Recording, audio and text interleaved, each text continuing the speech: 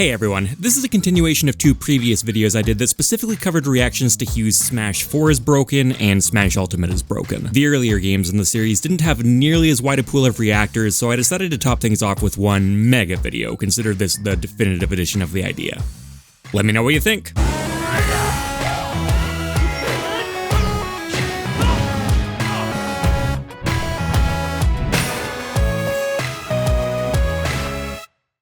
I think it's movie time. It's not Watch Mojo. It's Heew! Heew! I watched all the other ones except for 64.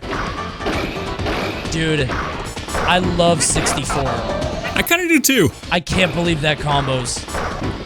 This is insane. This hits. He's all the way up there, and he went into the bubble. And he's still in hit stun. One thing that I do really like about Smash 64, in addition to combos just feeling good to use, is that being in advantage state is very intuitive, right? With a lot of other Smash games and other platform fighters in general, it's a bit of a guessing game how long your opponent's going to be in hit stun for. Smash 64, in a lot of cases, you can just kind of assume that they are going to be in hit stun, and even if it's not going to be a true combo, you know that you're going to be able to chase them up there and be in a favorable position. There's more benefits to hit stun than just going for crazy combos, although I do like Smash 64's combos. Broken to hell, and the fact that there's no DI means they're not particularly interactive combos, but if you're the guy doing them, it does feel nice. No up throw, no down throw, no spot dodge, no side B. Yeah, smaller movesets. That's fine. I honestly don't really mind the smaller moveset thing as much as I expected to. Like, some modern platform fighters, particularly ones that are going to have a PC focus, Rushdown Revolt and Multiverses come to mind here. They've consolidated their movesets a lot. So, for example, tilts and smash attacks or strong attacks have just been consolidated into chargeable tilts, which makes sense if you're wanting to make digital inputs really accessible. And in practice, you know what? It actually pans out pretty well. I say I don't mind missing moves in general, but the one that does sting a little bit more is special moves specifically, just because those are so expressive. They're often such huge parts of a character's design. So being down one there does kind of hurt. No wall jumps. You can't tech anything. Oh, right, the wall tech thing. Yeah, stage spikes are just guaranteed. If you're on Smash Twitter too much, you may have seen the most helpful tip video of all time at some point. Now just imagine how helpful it is in Smash 64. And Dreamland was the only neutral. Every other stage had so much BS inside of it. To be fair, yes, every other stage did have a lot of BS. The thing is, the game really wasn't designed for competitive play at all at this point, so the fact that they had the foresight to say, okay, here's one stage where if you want to just have some more straightforward battles, here you go, was actually pretty reasonable. And generally speaking, I'd actually be happier if Smash and platform fighters in general had slightly more jank on the stages. As is with modern competitively oriented platform fighters, you see so many like Smashville clones and Battlefield clones, but if every single competitively viable stage had just some little bit of interaction you had to learn to deal with, right? This one's got a bumper near the top that you can get certain combos off of. This one's got a wall you can get combos off of, but it's only got a few hits on that wall, so it does break and then the match plays out more standard. Just little things like that to make you have to learn the stages a bit more I think would be cool, but the thing is, you need to do that with every single stage. If you even make like two that are played completely straight, that's just where every match is going to end up going. One of the things I find compelling about platform fighters is the terrain aspect, and right now we're kind of at a point where if a stage even has a slight bit of a slope or something like that, it's essentially just written off immediately. I'm not really saying I blame anyone for doing that for the record, but I think if you were forced to have to learn every stage a little bit more, that was an integrated element of the genre, I think it would just be a bit more interesting. This stage is so funny. This is one of my favorite stages in Smash ever. I have this legal at every tournament I run, every like fun tournament. So you That's just go out evil. And just sit there. If you stand on it long enough, it does disappear, but all you do is you just jump. Yeah. And it'll stay. Bro, you want to fight? Just come over. Fight. And the best part is, as they're jumping over, you can stand on it so it goes away. Why is it so big? I don't know. See, the thing is, if all of the clouds just looked like this, it wouldn't be that bad. But this one here, I kind of like Coney's mindset of just like, you know what? Screw it. Your job to deal with it, though. And honestly, I would like to see a little bit more stuff like this happening. Stuff where there's like actual serious stakes on the line, but you're also just given all this degenerate crap you need to deal with. Waidu has done that a few times. I really like his tournament series, Bad Things Happening to Good People, where it's just like, yeah, no, this is a real tournament with real prizes involved, but you're not allowed to ask for Wi-Fi checks. You're allowed to bribe your competitors. Any stage is legal. Any game is legal. You can gentleman to something other than Smash if you want to. I get being difficult to attract top-level talent with that format necessarily, but it would be cool if we saw a few more things like that. Z canceling. I'm gonna tell you a very honest secret. I learned how to L cancel because of Smash 64. because I use Z to L cancel. That's a weird factoid. Oh, can you do that? I guess you can do that. Why wouldn't you be able to do that in Melee? Yeah, Z is just a macro. It's just A and shield. And it actually makes sense since Z is just a digital button. It's a lot clickier than LNR's analog triggers, but it just never occurred to me to even try that. Heh, the more you know. I love 64, man. They weren't afraid to do crazy shit.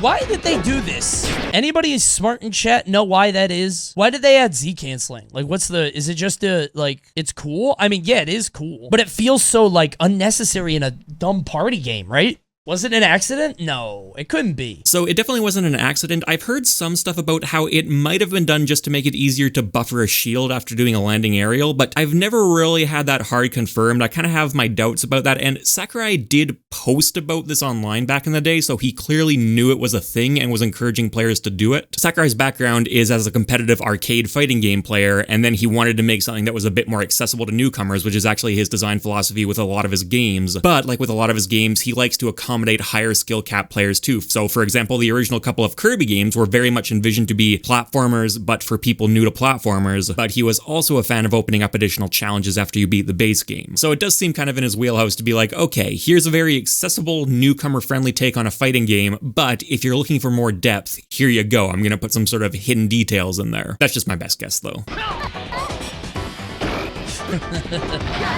Dude, he was in lag for so long. Yeah, that's insane. Captain Falcon combos in Smash 64. These are some of my favorite combos in any game, period. Some of the most iconic combos in any game, period.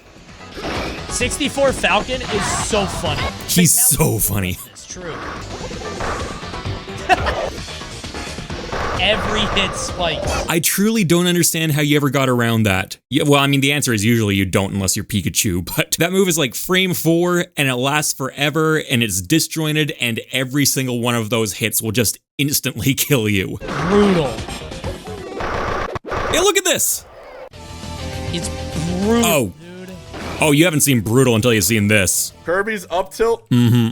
Look at this thing. Why would they make that? That is a very good question because Smash 64 has some pretty janky hitboxes. Hell, the Smash series in general has some pretty janky hitboxes, but this does not represent the game, right? Like, this is a lot. This is a lot. And then you combine that with Smash 64's hit stun and its shield stun. This is just easily one of the best moves in the series history. Yeah, look at this. All true.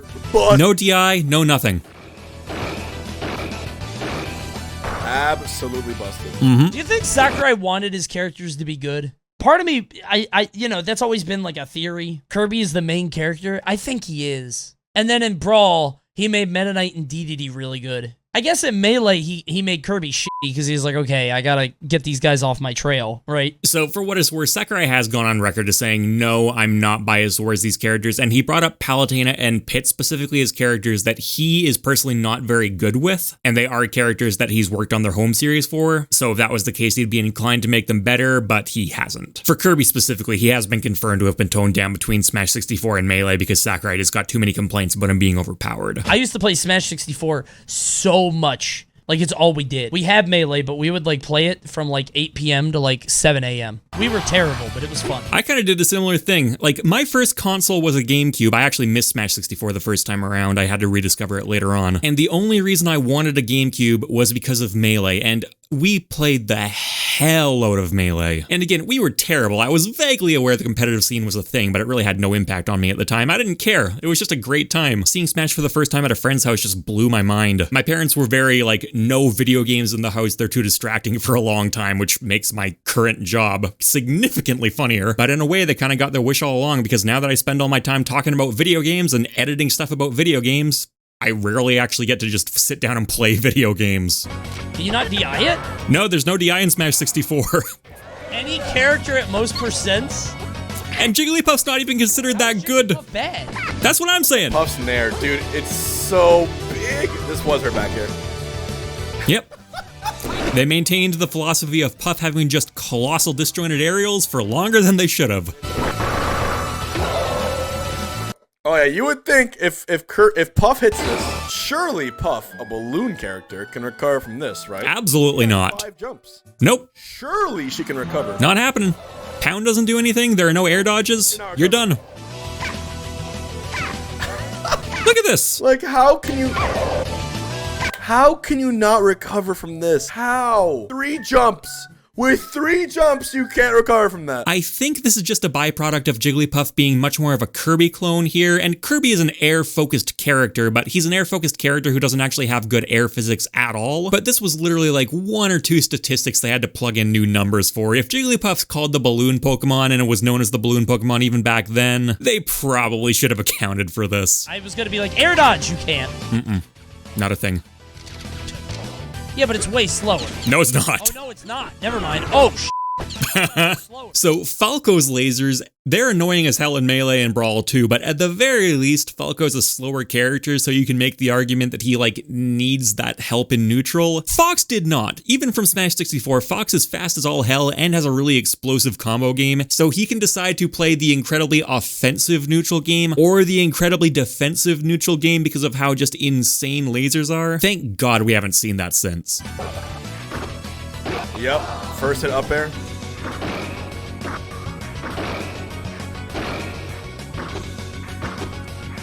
I love stuff like that in Smash games, though, using multi-hit moves in ways they weren't originally intended. I love first-hit combos, I love drag-down setups. Even if they become very standard bread and butter parts of characters' metas, you always just feel kind of clever when you use them like that. Yeah, look at this. Literally everyone else struggles to get back to stage. Pikachu can just whoop-de-whoop all over the place. And they also decided to give him 1/3 of a second of invulnerability just because. I know the game was new, but surely they could have seen that one coming to some degree, right? It's like a Dark Souls roll. Mm-hmm. I had a friend that did this to me. Look how easy that is to do. There's like no execution barrier whatsoever on that. You barely need to time anything. So between that and just the ridiculous combo game, at least the Smash 64 is neutral, generally being very defensive, a lot of time spent on platforms and stuff like that. I actually kind of like Smash 64 neutral in its own way. I like campy gameplay. Like, I find the neutral element of platform fighters to be the most interesting aspect of them. But, you know, that's a long way from a universal consensus. Link's 64 recovery. Y'all want to see, like, hot ass? Surely Link can recover from this height. Link can recover 8 feet, right? I would be interested in playing Link in Smash 64 if not for this. I'm not willing to deal with that. Granted, it's a bit more of an accurate depiction of a guy trying to spin around like a helicopter to rise into the air. I think I'd be willing to accept a bit more of an immersion break here, though. Oh my god, really? Really? Oh yeah, they didn't finish it. They forgot to put the last hitboxes on up air, and literally for doing it, you're just a sitting duck. Wait, really? Yeah. Dude, I secondaried Luigi. I didn't know that. I played the fuck out of Luigi. How do they forget about stuff? They technically didn't forget about it, right? They're in there. They did code the hitboxes. They're just not actually active. Melee, though, Melee here, that's intentional. Yeah, like Luigi, his dash attack simply does not have that hitbox in there at all. I think I actually got that wrong in a previous MockRock Talk video. The comments corrected me on that. But yeah, the whole reason behind that was like, yeah, if Smash 64 worked like that, then maybe that's how it's supposed to work the entire time. Weird logic, but Luigi is kind of a joke, gimmicky character, so you can maybe understand where they're coming from. Also, Melee was developed in no time at all, held together by tape and string. Wait, they never put it back? Nope. They never put it back. That's insane. Melee was put together in, I think, around 18 months? Yeah, no, 13 months. Jesus Christ, how did it ever turn out as well as it did? That's insane by the standards of any major release, let alone one of the most impactful Nintendo games ever made. Definitely had some consequences, though. Up there, up there, up there, up there, up there. Still love Falcon combos. With that in mind, the game is really, really good. It holds up super well, and there's been worse. Honestly, yeah, fair points. I think considering its age and its experimental nature and how shifty a lot of its development history was, the game holds up better than it has any right to. It's deeply flawed. There's a reason it's not really played that much anymore in comparison to some of the other ones, but my god, considering he invented a genre, Sakurai did good here. Very first second of the Melee video. Who are these people? I want names. Some say Melee is a perfect game, ha ha ha. Not even close. Buckle up, boys. Let me explain how busted Melee is. Mm-hmm. Sheik's fair. High knockback and the angle sends you Yeah. That angle. Notice the height above the stage that Fox starts at? Now we're just going to go ahead and let this fair play out. And look at the height below the stage that Fox ends up at. Like, my god, man, how do you do this? Okay, so it's around here the Fox gets mobility back again. Sheik's forward air. Different variations over time, but certainly one of the most consistently great moves in the series. Peach's down smash. Destroy shield. I don't really understand what's going on with Peach's down smash. It's like an entirely different person was just brought in for one day and all they did was program Peach's down smash, and then maybe they were fired because they threw random hitboxes all over the place. It's all true. Marth's grab. This one I do not get. Yeah, I've looked this up before. If you look at the visualization, it doesn't really seem that insane. It extends a bit past his hand, but nothing like that outrageous. In practice, though, this grab is everything, and Marth gets so much off it. Can't laugh at it. Yoshi's, yeah, the Z-axis. Smash is designed as a 3D game, but it's played in 2D, and that results in a lot of really weird hitbox stuff. I think what they should just do is flatten all of the hitboxes into 2D as well. That already does happen on some stages where the characters are projected down into 2D, and it does cause some jank here and there too, but overall, it seems a lot more consistent to me. This right here is about as bad as it gets, though. Just flattening that onto a 2D plane would mean that the animators didn't have to worry about accounting for stuff like this anymore. It just seems like such a no-brainer decision to me. Again, I am aware this would come with consequences of its own the team would need to iron out, but my god, it really does just seem like a home run. Look at this. Look at this. It's cool, though. Shine is one of the most iconic Smash moves, period. A lot of platform fighters have emulated it, and they rarely go, or never really go as far as Melee has done. And while I do understand that, the move is broken to hell and back, and it also means that for stuff like rollback and netcode, which is a big deal for modern fighting games, Frame 1 moves have some issues with it. But being able to do stuff like chain shines together is a really cool and interesting aspect of the move, and we don't really see that much anymore. Modern takes on the shine tend to be way more sort of balanced and fair, which is, you know, probably a good move overall, but there is something I appreciate about just how bold-faced this particular take on Shine was. Even the Smash series hasn't done this again since. It's busted, it probably never should have existed, but it does exist and it's pretty cool. Oh, look at the grin. Look at the grin. Oh, he's doing it for me. Look at that fucking hitbox. Who in the hell decided that this was a good idea? We like that one. Yeah, I'll bet you do. I made a career off that one. That's actually dead ass the truth. I actually made a career off exploiting Pussbacker. It's pretty crazy. Use the moves you got. Yeah. Listen, as far as I'm concerned, if you're not spamming the most broken tools your character has, you're an idiot. Roy's dash. Oh, Roy. Look at how bad. Up air doesn't even work. Okay, to be fair, I've had to go and capture these kinds of clips before.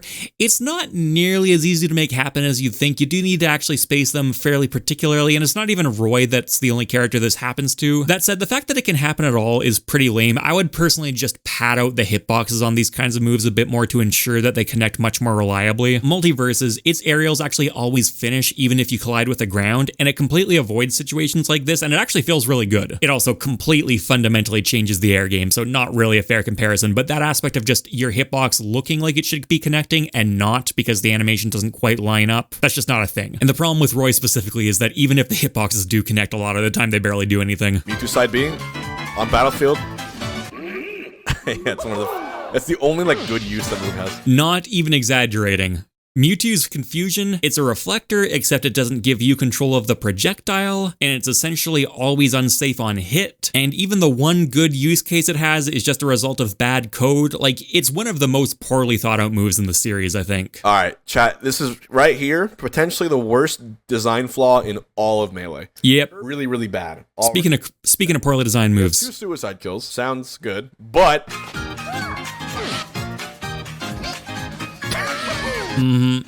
It takes like 3 mashes. You don't even have to press like 4 buttons. Yeah, no kidding. I have a terrible mash. Like, my mash speed is not good at all, and I can get out of this so easily. Like, it's functionally just a completely useless set of throws. This could be the worst throw in all of Smash. Yeah, you know what? I think they probably are. No more shields. And in Game & Watch... Oh! His hands are out of his shield. 13-month development cycle. Like, it's like using Elmer's glue as a vaccine. 13-month development cycle. He feels like an incomplete character, no kidding. Imagine what Melee would be if it had another year. Maybe not even another year. Another year it would look really fundamentally different. Another like 3 months just to polish stuff like this up. Soft Shield actually does well. That one hurts. That one really hurts. I've died so many times, so early to this move. Fox's up smash, funny enough, has become almost one of his signature moves, and it's cool that they've managed to keep it relevant for so long throughout all his iterations. It was a bit much in Melee, though. 55%, even on Jigglypuff, like, I don't know about all that. It hurts. This too. SDI for your life, what else can you do? But we have that. That's kind of even. But not really. Nah, it's nonsense in its own right, but it's way more specific, and even if it connects, a lot of the time you're going to take a heavy punish or even die for it. It's just not the same. Alright, now the tier list has changed slightly since the video came out. Let me see how accurate it is. Able to win big tournaments. Is Fox still SS tier? I actually don't think he is. Ices without wobbling, it's tough for them now. And Samus, I haven't seen in a while. And Axe Pikachu hasn't been a while. But I would say Falcon, Peach, and above for sure. Able to get top 8? I agree. Luigi, a good doc like fans could do it. I'm just looking at the top here, and it's funny how even though Melee is such an old game, and the video that Hungrybox is watching isn't even that old, the top is still shifted around a fair amount. Like, Fox is no longer considered the unanimous, like, ultra best character in the game. There was a brief period where Puff was actually kind of in contention with him, and I think Puff below Sheik right now would be essentially just not accepted at all. Yeah, so here's the most recent tier list, and I like Melee as a spectator, but I don't really actively play it all that much, so I'm not going to try and comment on what I personally think the list should be, but like, you can see Fox is no longer in his own tier, Mars second place, Puff third, Falco fourth. That's exactly what I would have probably called the top 4 being. Sheik no longer even in the same tier. Okay, to be fair though, it looks like the list that Heeew was referencing was from 2015. When's this video from? Oh no, it's from 2016. I'm getting old. He had to make a sequel, and guess what? We're putting both these into one video. How broken is Melee? Oh, you're feeling pretty good about combining 2 videos in one, are ya? Meteors. Yeah. Oh, meteors. This is a really stupid mechanic. Beat immediately. Yeah, I hate this. Meteor Smash is very unintuitive term the game uses to describe moves to send you down, what we generally refer to as spikes in modern Smash titles, except it also has meteor canceling in it, which allows you to just completely cancel out of all of that knockback. And all this functionally does is ruin a lot of offstage plays and mean that edge guarding tools which don't send you downwards are better than ones that do most of the time. Garbage concept. This never should have been a thing. They're like nerfed spikes. So if you do it, yeah, look at this. It's just stupid. But there are true spikes, which are really good. I'm assuming he's about to get into that. Mm-hmm. Thank you. I forgot I covered it. Oh, yeah. Spikes are rare, but both Falco and Marth have the broken one. Yeah. And the thing is, those moves do not ruin the game at all. In fact, I would argue they make it a lot better. The reason this happens, by the way, is what the game calls meteor smashes is whether they send at a downward enough angle, but the angle is extremely narrow. Marth's down air and Falco's down air avoid that angle by just enough where the game goes, oh, no, this is clearly not a meteor smash, so why would we allow you to meteor cancel it? This is just an ordinary move with ordinary knockback, which is a privilege essentially no other character in the game gets. In PAL, the European version of Melee, that's actually nerfed. It's not a true spike, and Falco's Dare is less, it lasts less time. I think sometimes you do need to nerf characters, but generally speaking, you should try to avoid it if possible. I'd much rather have just seen the entire rest of the cast all given broken down airs too. PAL got a bunch of other balance changes too, so yeah, it is undoubtedly a bit of a better balanced game than NTSC Melee is, but no one actually plays PAL. NTSC is still more entertaining. PAL's sick, but we don't play on PAL, so we like bloodshed. Exactly. We literally don't play on PAL because we like bloodshed. That's what I'm saying. Because NTSC is more hype. It is more hype. Kirby's so bad! I hope that's a glitch. Please tell me they didn't put that in there on purpose. Yeah, the Cheeks chain is just abysmal. It looks like it should be better than it actually is. It's one of those things that, like, as a new player, it kind of seems really annoying, but in practice it just doesn't really pan out. Falcon's jab can be cancelled. I'm in Heeew's camp with this one. I've tried to get that gentleman jab before. It's ridiculously tight. Literally does just seem like a straight up oversight. I can't even do it. I still mess it up. Oh, the jacket. Look at this. A tiny hitbox appears. You can place that jacket down. This is one of the coolest glitches in all of Melee. Look at this. Does not make Ness good, not even close to making him a viable character, but it's pretty entertaining. And it's not banned, because it's just never had to be. Here comes a Thunder Jacket. The moment you touch him, done. Yeah, if Ness was a top tier character, this might be banned. Oh no. Viable. The C-stick thing. In one player mode, you can't even use C-stick. There's no point to it. There seriously is absolutely no point to it, and it completely ruins the feel of single player mode. I don't know who was even constantly zooming in and out of single player to begin with, but you couldn't just have the player like hold down both triggers and then use the C-stick. In some ways, I would still say that Melee has some of the best single player content in the series, but you can't enjoy it because you can't fundamentally play the game the same as you can in multiplayer. Training mode is even worse. I don't know who thought that was a good idea. Oh, the ledge. The Melee ledge. Yeah, so you can ledge stall. I will say the ledge is a huge oversight. For what it's worth, I can completely see how this kind of thing slipped past the development team, but yeah, I have not heard anyone defend this. Being in the corner in Melee is arguably actually an advantageous position, which is very counterintuitive. The later Smash games, I'm not necessarily going to say they handle ledges perfectly either, but this is one aspect that I think they've nailed. If you're in the corner, if you're stuck at the ledge, you are genuinely in danger. Oh no. Why is it so bad? I don't know. Bowser, he's huge. If you made a big dragon character in your game, he has Godzilla hands. He'd be a grappler. I just went and looked it up. I kind of wish I hadn't done this to myself. What is this? Like, what is this? Pichu is a joke character. That's okay. You're allowed to have joke characters. These are all the moves that hurt you as Pichu. Forward smash, neutral B, up B, side B, down B, fair dare, pummel, forward throw. Also lightest character in the game. Also ratio, also bottom tier. Also you get no placings. But Pichu could have been good. What was kind of cool about Ultimate is they maintained all of that too. When Pichu was brought back, still the lightest character in the game and still has the self-damage aspect, and earlier on, before they were nerfed, they were a candidate for the best character in the game. It does show you that you can make any moveset concept work, it's just a matter of tuning. That was when they decided to put a serious competitive bent on the character, though. You're allowed to have a joke character. The fact that Pichu was really bad in Melee on purpose, not really a problem for me. Like, it's perfectly okay that there are certain characters meant specifically just to embarrass your opponent if they lose to them, and a baby Pokemon, like a pretty good concept for that. Oh, the ceiling glitch, I love this thing. Oh, yes. Chat, this ceiling glitch is very true. And it happened in a tournament called House 5 during top 8. I know the one he's talking about. Johnny way behind percentage, but oh my god. Dude, that might be. Oh, and he stopped. What happened? That? What happened? What happened? What happened? What was that? What was that stomp? You can stay down there forever. Yeah, so this is something that the series did get better about over time. We gotta go through another game before we get there, though. Unless you're Puff or some crazy character, you can't reach her. Sing stall, the window for it is enormous.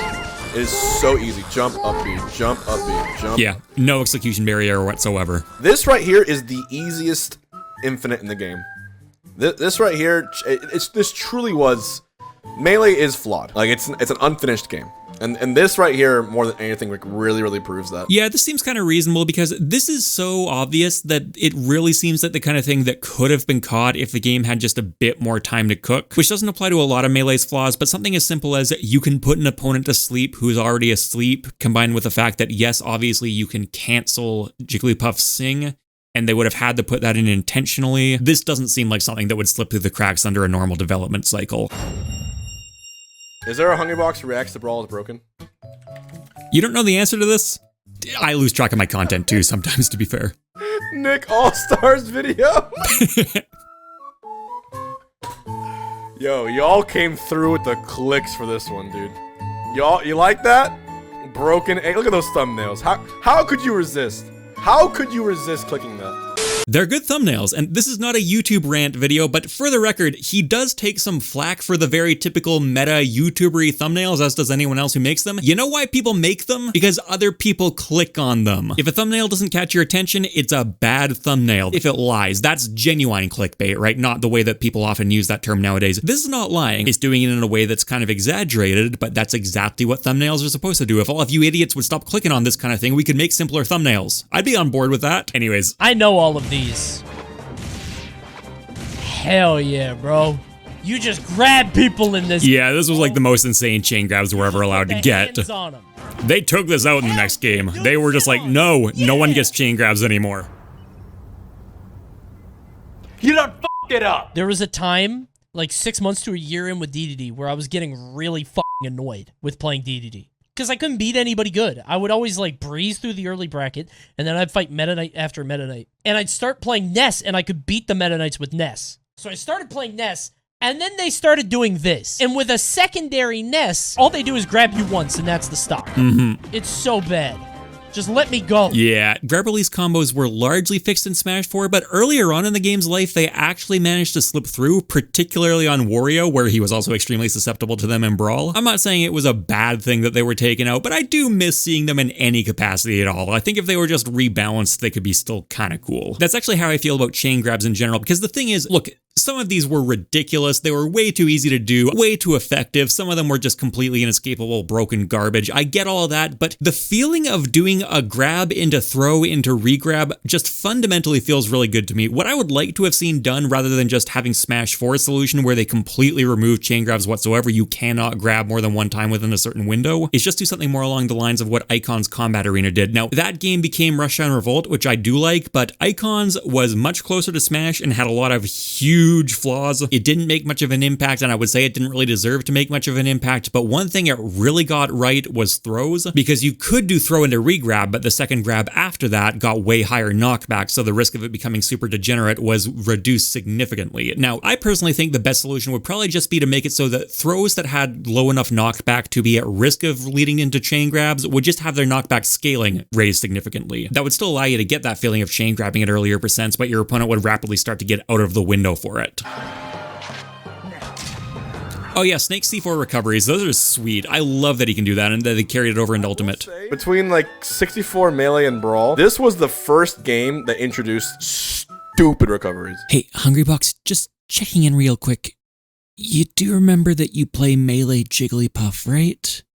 Okay, just making sure. But generally speaking, yeah, like Melee, Fox is considered to have a pretty damn good recovery, and then you go up just one game later, and it's just night and day. Pokemon getting tired, which they still should, honestly. No. I think that was a good balance mechanic. We saw what happened when you got rid of it. Pokemon Trainer got pretty cringe, so... I love Pokemon Trainer and Ultimate, and I think you should be allowed to play as one Pokemon the entire game if you really want to. I think rotations should be more fluid so you can switch to any Pokemon at any time, and I also think you should be able to stop yourself from rotating on death. I get that the team kind of wants you to have to play all three, but let's say, for example, you were a Smash 4 Charizard main and you just wanted to keep playing Charizard and Ultimate, I think that should be on the table for you. It should be player choice. Stamina made this problem so much worse because they forced you to switch out Pokemon or you would literally just have worse performing Pokemon, but it was also compounded so severely by the switching mechanic in that game, it took forever and you couldn't do it in the air. You were so vulnerable whenever you tried to do it. Pokemon Trainer and Brawl was an incredibly mishandled character. In Ultimate, I think they're great. I think they're one of the better designed characters in the series history. They didn't even talk about elemental weaknesses here. They brought that in from Pokemon 2, where Ivysaur was weak to fire,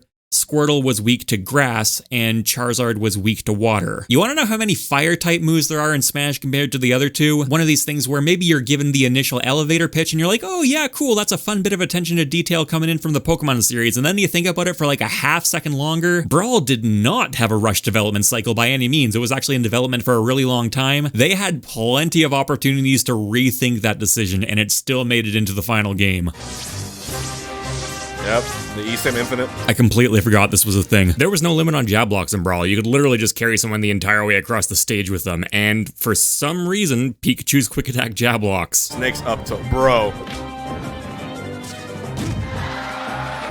Such a good move. Easily one of the best moves in the series. Oh my. He remembers. He remembers. Like, if he kicked out, maybe, but no, he kicks straight up. Oh yeah, no, he gets the upwards hitbox and the outwards hitbox. Snake's model was supposed to be bigger, which, by the way, would have been very funny, because he would have been like, his head would have been in the battlefield platforms. I've heard very mixed stuff about this over the years. The theory behind so many of Snake's hitboxes just being insane is that, yeah, he was supposed to be a larger model and it was scaled down later and his hitboxes weren't accounted for. They could also just be sloppy hitboxes, though, and I've had a lot of difficulty confirming this either direction, either confirming, yeah, no, his model was definitively larger at one point, or no, this is a rumor, it never actually happened. I don't know, maybe we'll never know the truth on this one. One of the dumbest hitboxes of all time. Arguably the dumbest hitbox of all time. I would say it's dumber than Kirby's. Just air dodge. No hit stun. Good. You have to earn every hit. Yes, as it should be. No combos. I hate. Everything is an air dodge 50-50. Earn every hit. Unless you grab. That's true. In theory, Brawl has pretty much the same hit stun that Melee does. In practice, it's got something called hit stun canceling, which means no matter how much hit stun you're supposed to be stuck in, after 13 frames, you can just air dodge, and after 26 frames, you can just attack. That's simple, and I hate it because it means that combos essentially don't exist in Brawl unless A, you're Meta Knight and you're a fast enough character where you can actually sneak multiple hits in before those 13 frames even come up, or B, you're a character that can chain grab because chain grabs don't put a character into tumble, which is what's needed for hit stun canceling to come into effect, so it removed all of the conventional combos in the game and it made the problematic ones even more problematic because there was nothing to compete with them. Oh my god, Brawl Ganondorf. Might be the worst character in fighting game history, bro. This is just painful. So bad. His frame data on everything was just unusable. Look at that forward air. Oh, and Ivysaur's not even a good character. No mobility, no recovery, all of his moves suck. To put things in perspective, in Ultimate, he's the worst character in the game. In Smash 4, he's arguably the worst character in the game. In Brawl, he's the worst character in the game. In Melee, his best appearance, he's an unviable mid-tier and only gets to that status by completely ripping off the moveset of Captain Falcon, a much better character. And Ganondorf is one of my favorite characters in video game history. It's a sad life. Dude, Brawl Ganon is so funny because all of the Brawl Ganons took themselves very seriously. It's like how an animal will have protective coloring. Danger markers to be like, don't fight me, stay away from me, because they couldn't do anything, but they really wanted to act scary. So all of them had this like mystique about them, right? I fought one Ganon player who was pretty revered, who was pretty well known. And I wanted to money match, and they're like, I'm not money matching your DDD. I'm like, money match my Meta Knight. Meta Knight versus Ganon. I've never played Meta Knight before, ever, once in my life. It was a triple 3 stock. I didn't do anything special. I wasn't good. It's just Ganon gets off stage, and you just double down air. And it's so easy to get Ganon off stage, too. And I felt kind of bad, because this guy put his whole life and soul into Ganondorf, and I just played Meta Knight for the first time. Fighting games are cruel. I don't know, man. I think that sounds like a him problem. He was just making some bad life decisions and needed to be scared straight a little bit. Literally put him in the same game as Meta Knight. Brawl Ganondorf, Brawl Meta Knight. Easily the most polarized duo we've ever seen in Smash. Brawl was the first game that had a balanced team, by the way. In Smash 64 and Melee, Sakurai balanced the game himself. Brawl, he brought some other people in to help. Not a big team, but a team nonetheless. And the balance got worse? Oh yeah, the FD was literally, the ledge was broken. The FD ledge was actually broken. Started development in 2005, released in 2008. They couldn't figure out how to make the ledges on one of their most ubiquitous stages work properly. In some ways, Brawl still has the most polished content in the entire series, and in others, it feels like it was coded by monkeys hitting keyboards with hammers. Dude. Wasn't that hard to do, by the way. No, I could do this. You get to practice this for like 3 days, and now you're better than, Mewtwo King or Ally or whoever else was dominating. That said, I like wobbling in Melee. I don't like Ice Climber chain grabs in Brawl. I don't know why. Maybe it's because wobbling shows Melee players that their game isn't perfect, and I like that. Fair point. You thought Brawl's perfect? Dude, oh god. F this monkey. Why does he get 2? Why is Diddy Kong 2-ing? One is enough. This should never have been a thing. One is more than enough. I get they wanted Diddy Kong to be like a wacky character. Oh, look, there's banana peels all over the stage. Everyone's slipping everywhere. Ha ha ha. Even in casual play, this was infuriating. Diddy Kongs thought they were so goddamn smart. Diddy Kongs were so smug because they couldn't kill you until like 300%. So they really thought they were dribbling on you at all times. Then you got glide tossing. Okay, to be fair, glide tossing is sick. It's a shame that Diddy's one of the characters making use of it. Diddy's annoying as hell, but this is cool. Alright. This was the one thing about Brawl I really liked. The Dacus or dash attack cancel up smash. A lot of people love this. You wanna hear some bullshit? This is a debate. It's called the Dacus, right? Dash attack canceled up smash.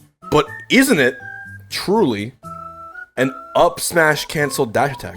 Okay, so Dacus, what you're essentially doing is you're beginning a dash attack, but immediately canceling it into an up smash input, and that results in an up smash that maintains momentum from the dash attack, and sometimes you can get just insane movement out of it. So yes, what you're doing is actually canceling a dash attack into up smash. So Dak is technically not the best name. You could go up smash cancel dash attack.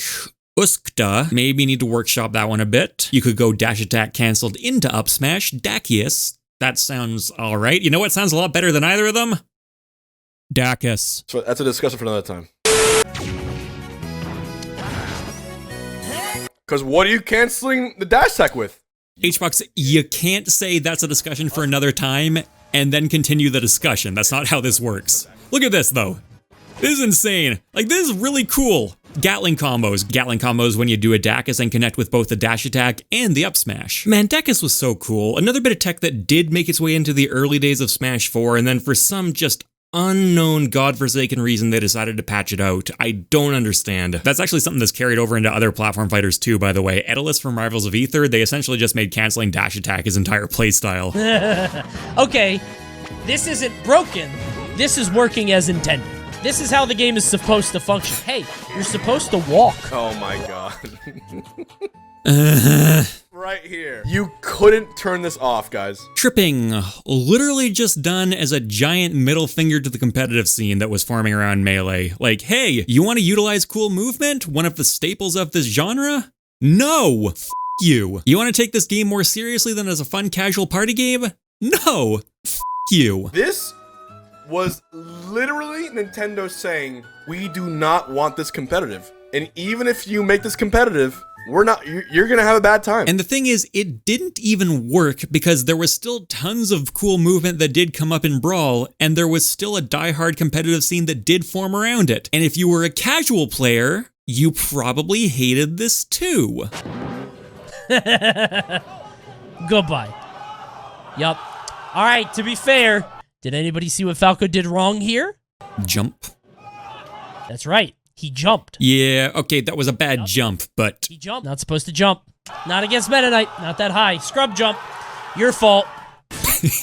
Might have been a bit of a bad decision on the Falco's part there, but you know what? If I just tripped into a Meta Knight player's open arms like that, I'd probably be a little bit rattled too. This is just Sakurai straight up fucking up. It didn't appear in any other future games. Other platform fighters have made fun of it. I've heard absolutely no one defend this, like literally not a single person I've ever heard defend this mechanic. It's the internet. You find people defending all sorts of stupid stuff, but you never find them defending this. I've just been on a journey to try and find someone defending tripping, and the closest I can find is an old thread sarcastically talking about how good get up attack is. The single worst decision that has ever shown up in a Smash game. Easily. Oh. Okay, here we go. Meta Knight. Yep, he knows. He knows. Best recovery in the game. Easily. Best recovery in Smash history. 4 recoveries. Oh, by the way, 5 jumps. Oh, by the way, you can glide. Oh, also the best one in the game, which is also his recovery. Was he as bad as Bayonetta?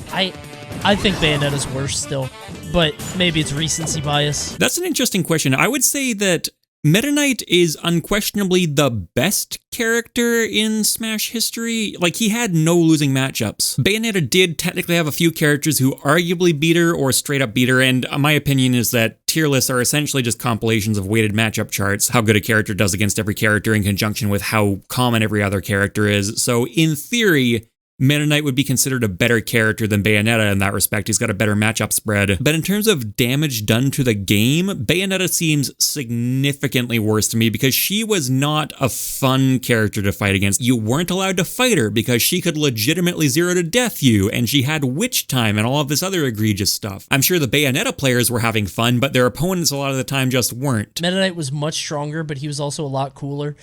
I agree. Dude. Like, Bayonetta never had as many placements at the top like Meta Knight did. Like, eventually Meta Knight was just, like, all of top 8. He could just disappear. Oh, yeah. Meta Knight could just vanish forever.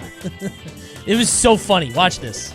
This is really easy to do, too. This is another one that I learned how to do. Very easy to do, by the way. You could turn on your Wii right now and replicate this. You just pop down B, and then you just mash up on the control stick. So as a result, Dimensional Cape and Brawl, easily one of the most broken moves in the history of the series. They had to just straight up ban this from tournament play.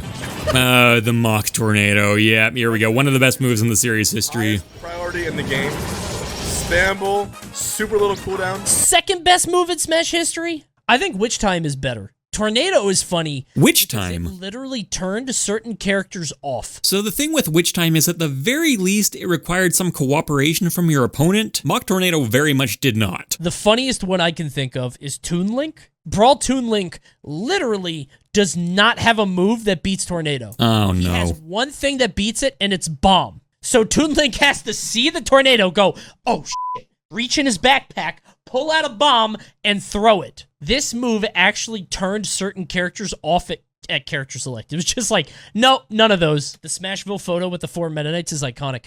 Dude, I was in the crowd. Oh, I forgot about this. This is amazing. Actually, like, popped off. Oh my god. Magic. 4 different minds came together. 4 individual human beings. 4 different people from different walks of life. 2 of them are from a totally different country, half the world away. Beautiful. And yet Tornado is the universal language. The beauty of a perfect moment. That's a good point, too. These are all to solve different problems. Yeah. Isn't that amazing? Off stage, Anti on is trying stage. to recover. Kakera is trying to stop recovery and stop the Meta Knight shuttle loop. He's trying to stop Mewtwo King from coming up. Mewtwo King is trying to get back on the stage, and Atori is trying to stop Mewtwo King from getting back on the stage. All 4 of them have a different reason to do this.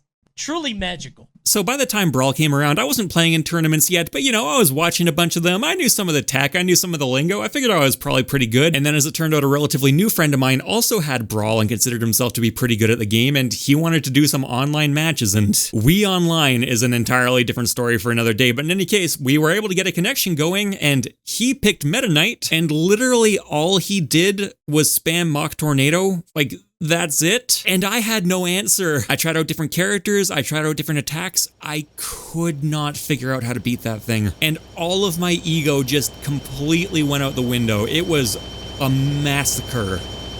Fuck you, Kevin. Down smash, one of the fastest and best kills in the game.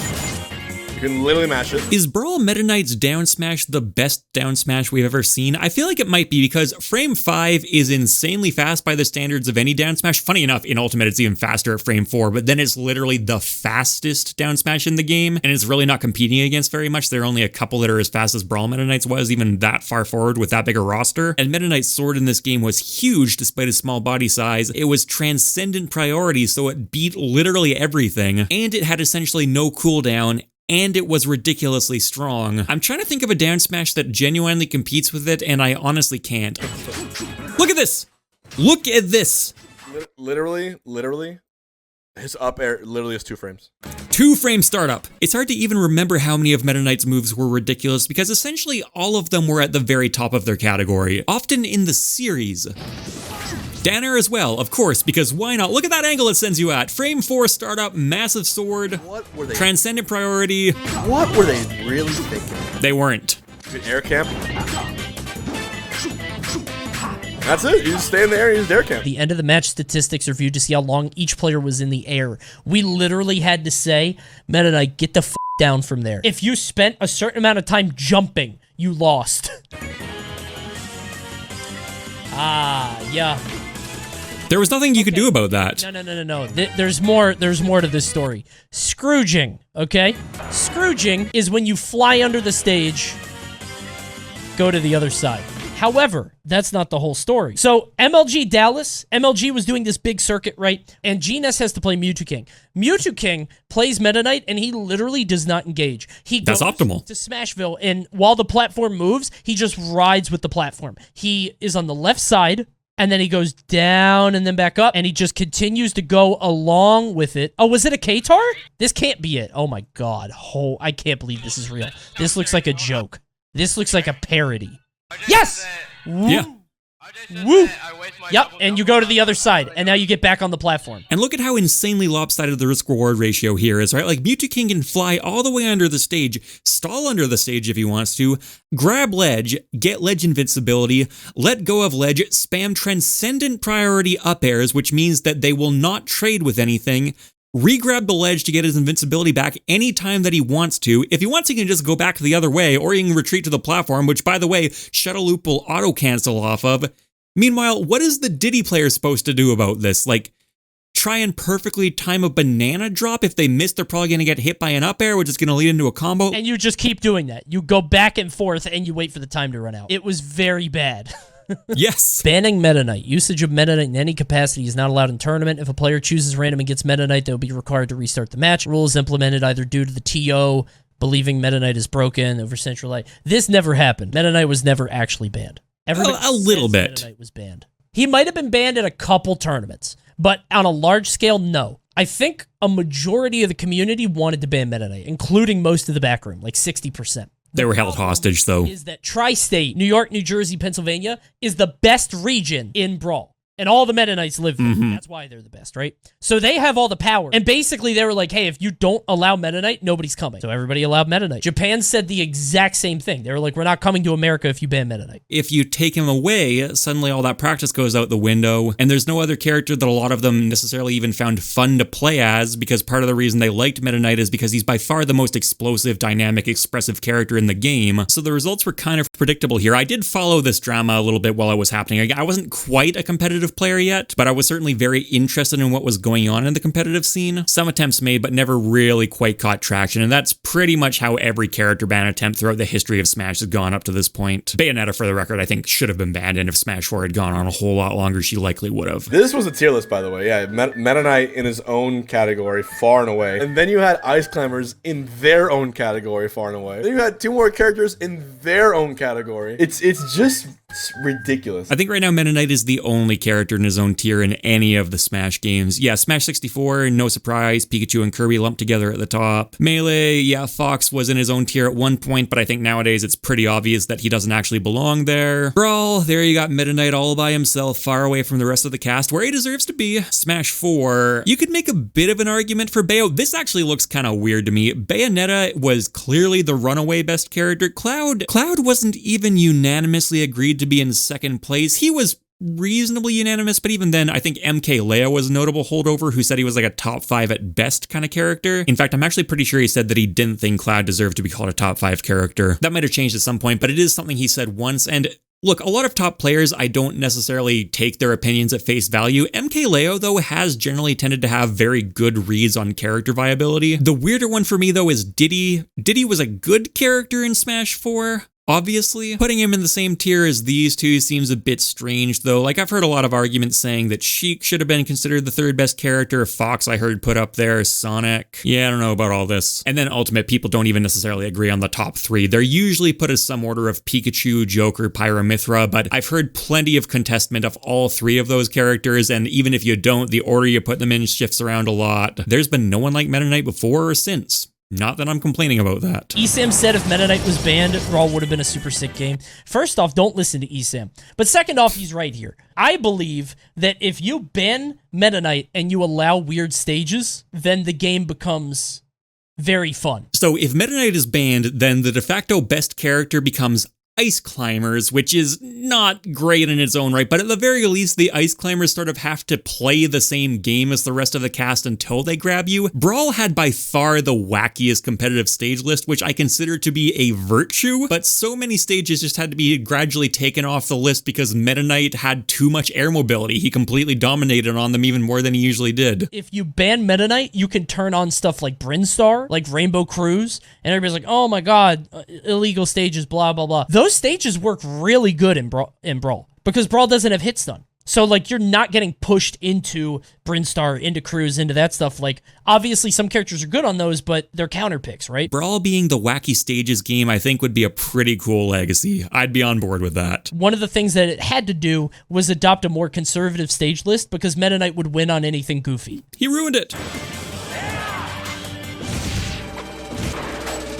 That's true. The meta was based on if you could beat Meta Knight. Meta Knight was the meta. It's like they knew. You had to beat Meta Knight in order to be viable. Yeah, because otherwise you just weren't ever going to get anywhere because you're going to run into Meta Knight constantly. I think Ike in Brawl was kind of notorious for this, where it's like, against a decent chunk of the roster, his matchup spread wasn't too bad, except he just got absolutely dumpstered by Meta Knight, and if you were a character in that class, and Ike wasn't even the only one like that, you were just not viable. Because if you're heading into a tournament and it's like, well, okay, against a decent chunk of my matches, it's a very player versus player thing, but against a fifth, a quarter, a third of them, it's just going to be essentially an auto loss. The only real conclusion you can come to is, well, I shouldn't be playing this character in tournament if I'm actually serious about winning. And this game never got patched.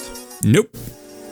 Never ever. And the thing is, the Wii could do DLC. It was a little bit convoluted a lot of the time. If I remember, a lot of it was done through like the Wii Shop channel, but games were updated on the Wii. Start by removing tripping. That's a relatively minor one, no brainer. But you would also need some substantial character rebalancing and at least some attention paid to the hit stun. I'm not asking for something like Melee, but it would need to be more than what we got. That's speaking from a competitive perspective, though. From a casual perspective, I think Brawl already is a phenomenal game. The single player mode may still have some flaws, but it's still by far the most fleshed out and interesting adventure mode we've seen. Much more minor touch, something as simple as the stage builder. It's a very basic stage builder compared to the other two, but it's still the one that I find by far the most fun to build stages in, and I got an unbelievable amount of fun out of Brawl just by building custom stages and coming up with custom rule sets, some of which needed to use house rules, and you just mess around with those. And in Ultimate in particular, you can make them way more elaborate and functional, but the actual act of sitting down to make a stage is so much less intuitive and so much less fun to me, and always has been. The simplification options don't simplify things nearly enough.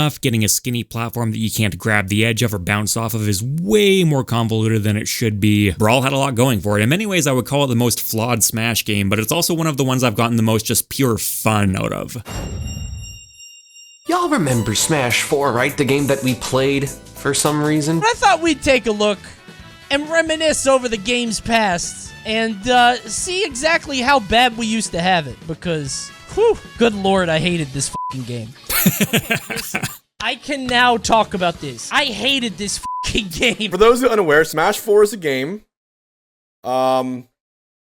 But even that is giving it a bit too much credit. Is it fair to say that Smash 4 has the worst legacy of any of the Smash titles so far? Like, I know it's got its fans. Actually, a bunch of people in my region look back on it very fondly, but generally speaking, it seems like the vast majority of people, they moved on to Ultimate and then just immediately started shitting on Smash 4, which, you know, in some ways I think is pretty warranted. The games are definitely the most similar than any two Smash games have been, except Ultimate has a better roster, it's more balanced, it doesn't have anything that's anywhere near as egregious as Bayonetta in it. Personally, I'm always going to have a soft spot for it. It's when I started competing, it's when I started making videos, but I do kind of get why it doesn't seem to have stood up particularly well. I liked watching top level play, because that's always interesting.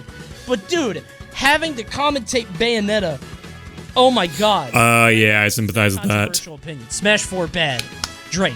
But I can't believe that character was allowed to exist. And if you don't know what I'm talking about, perhaps this will inform you. Should have been banned. A lot of combos are up air chains into up B. Yeah, this killed like super early. That killed at 0, right? Oh. Wow, my roommate was a Zero Suit main. Now, I'm sorry. Bad to play against.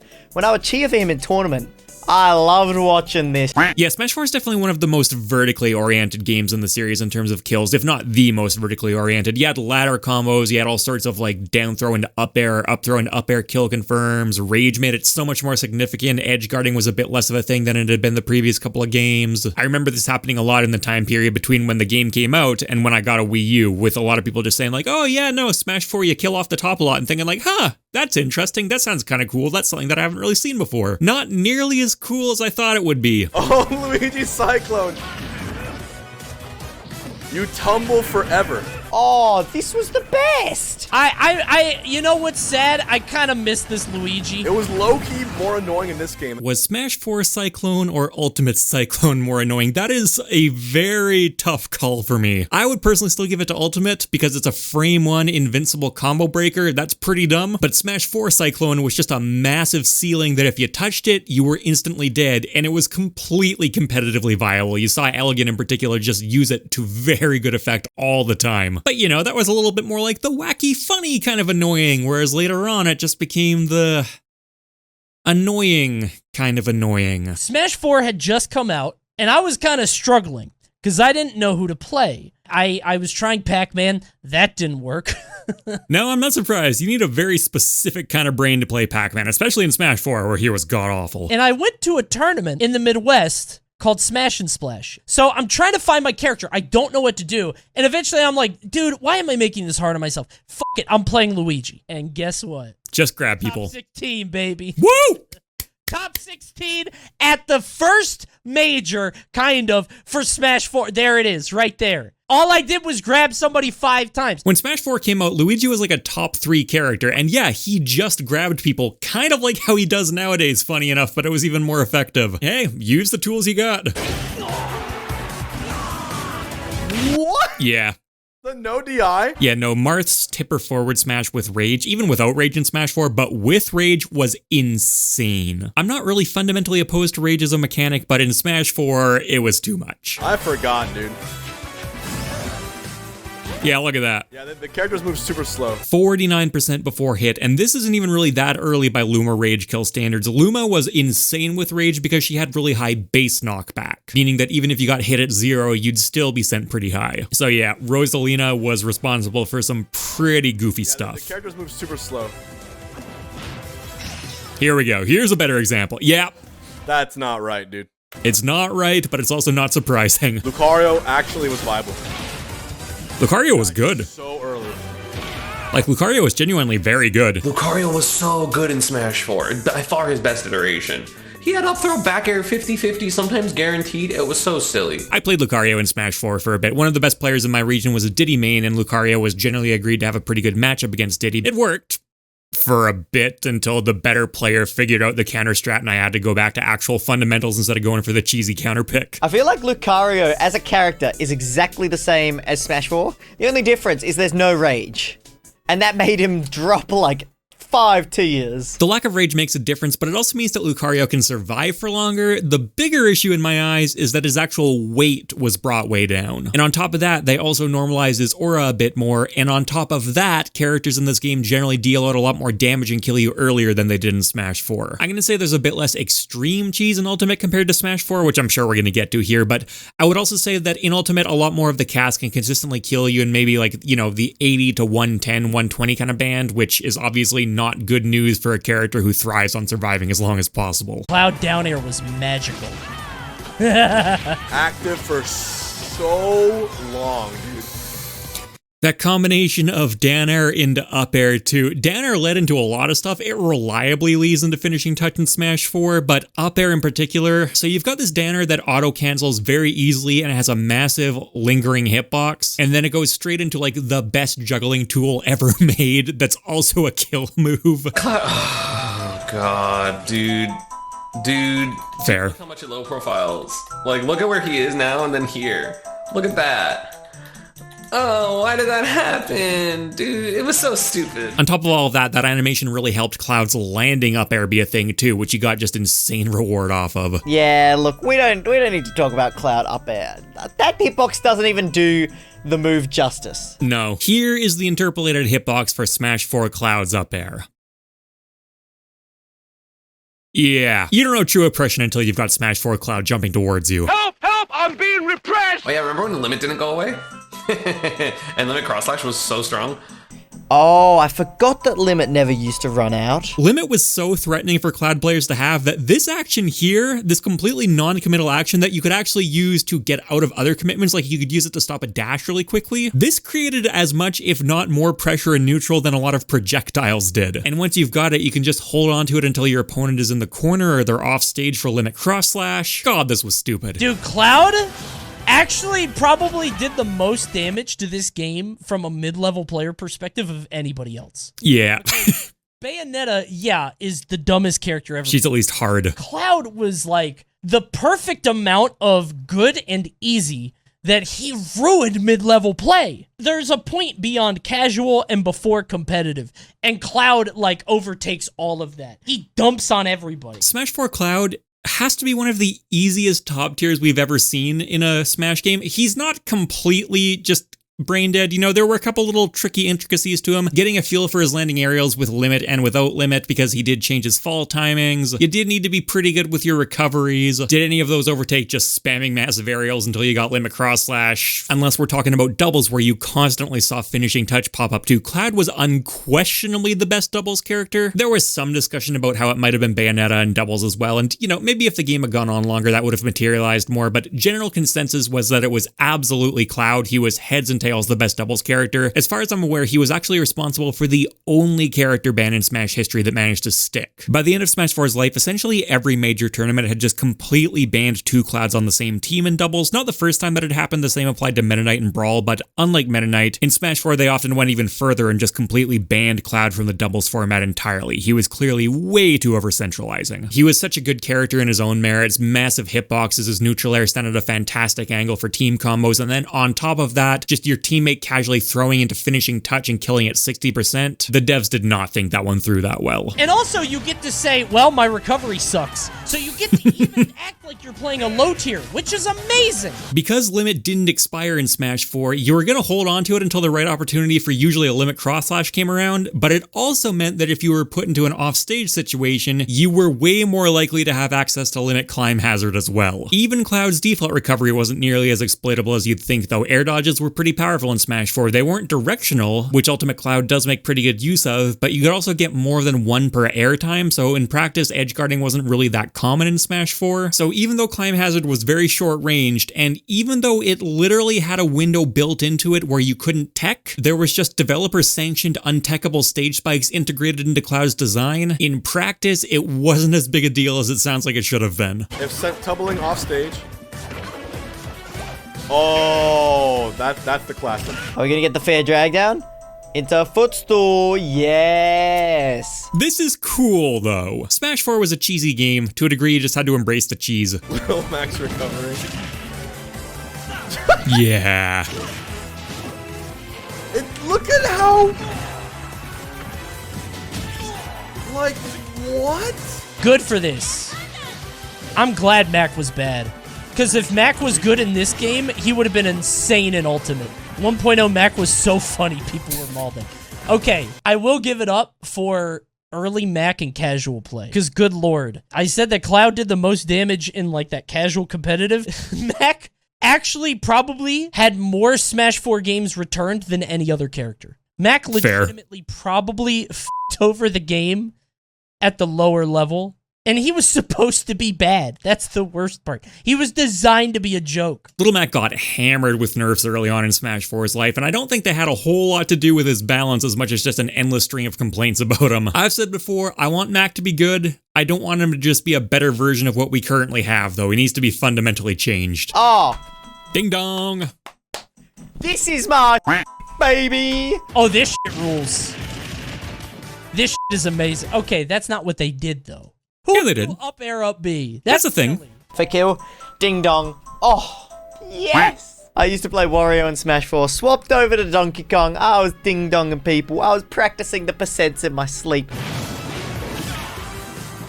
Like, every top player had a DK.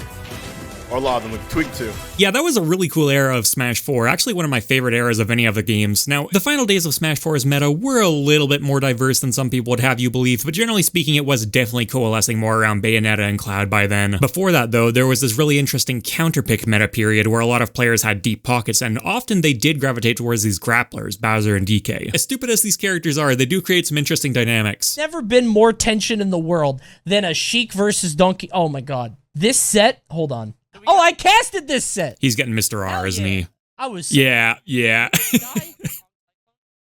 66.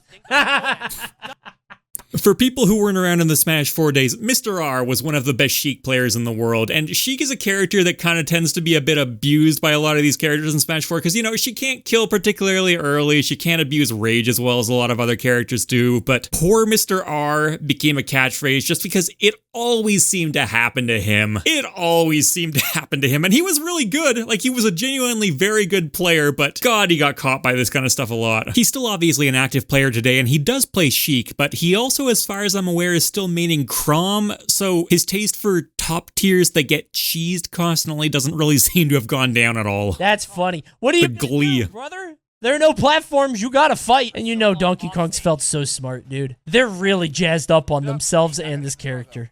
So anyway, this set happens and we get to game 3.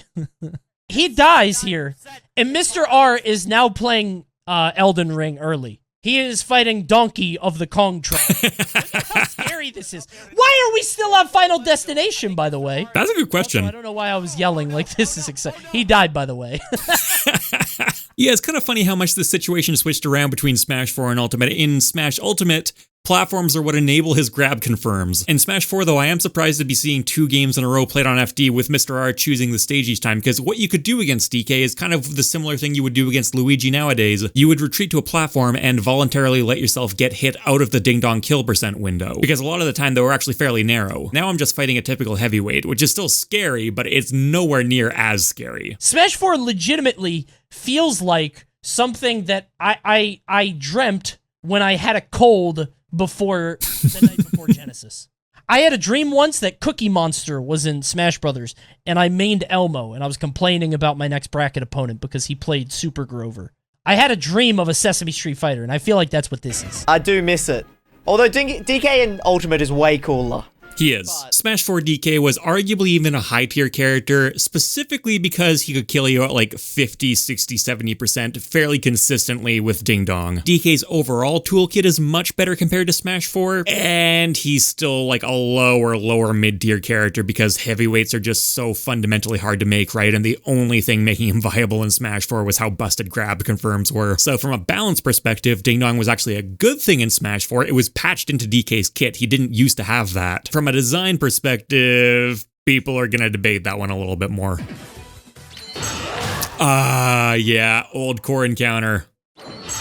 This did get nerfed later on. Wait, that kills? Yeah. 0 on Bowser?